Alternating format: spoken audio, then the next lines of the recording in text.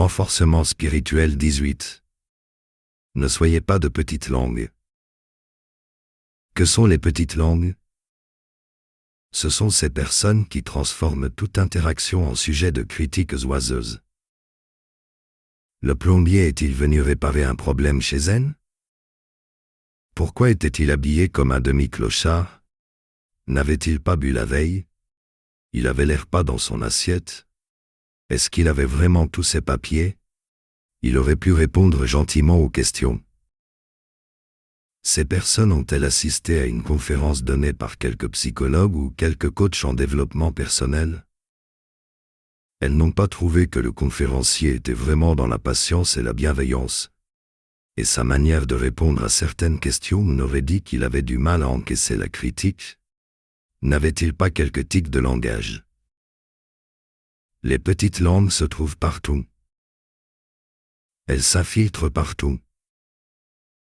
Est-ce qu'il s'agit de votre femme ou de votre mari?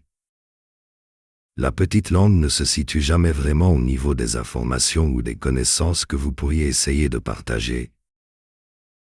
Et si vous essayez de déployer de simples raisonnements et de réfléchir à de simples hypothèses, ce qu'elle va prendre en considération, c'est de savoir si vous êtes content ou si vous êtes fâché, si vous êtes contrarié ou si vous êtes stressé. Que dit le timbre de votre voix?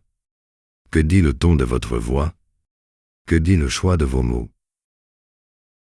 Ah, on dirait que vous n'êtes. Là, c'est pas cool. Ce que vous avez dit est méchant, ou en tout cas vous ne faites pas montre de sensibilité. Les petites langues peuvent suivre un enseignant spirituel. Mais en réalité elles ne le suivent pas vraiment. Elles se comportent comme si elles étaient des jurés accrédités pour analyser la moralité, le caractère et la personnalité de l'enseignant spirituel, et pour émettre leurs avis. Ce n'est pas vraiment un vrai enseignant spirituel, parce qu'à telle occasion on dirait qu'il s'est un peu emporté, à telle autre occasion on dirait qu'il a même été agressif, et à telle autre occasion on dirait qu'il n'a pas digéré ceci ou cela. Vous savez, se prétendre enseignant spirituel, c'est porter une charge sur ses épaules.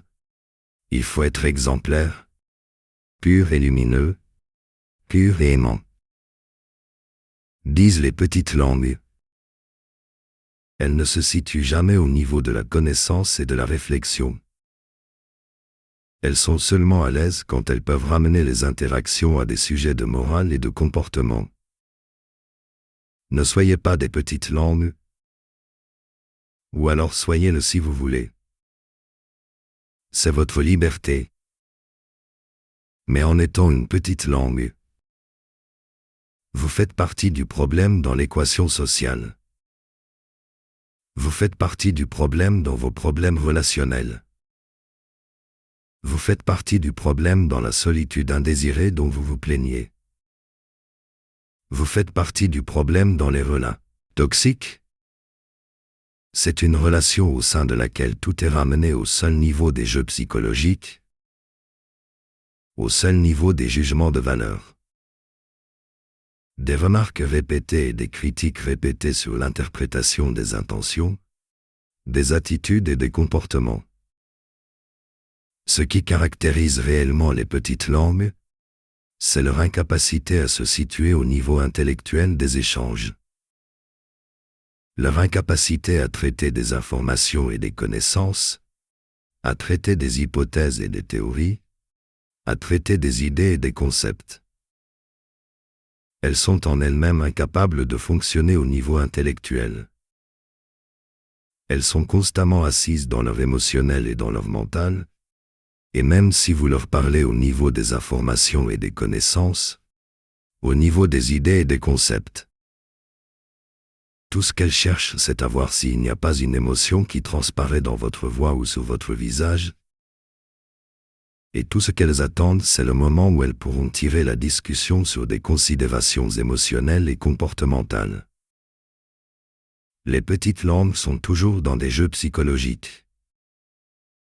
Elles sont toujours en train de défendre leurs émotions ou leurs sentiments, toujours en train de chercher de l'attention ou de l'affection, toujours en train de juger si elles ne reçoivent pas exactement l'attention ou l'affection qu'elles recherchent, sous la forme qu'elles recherchent.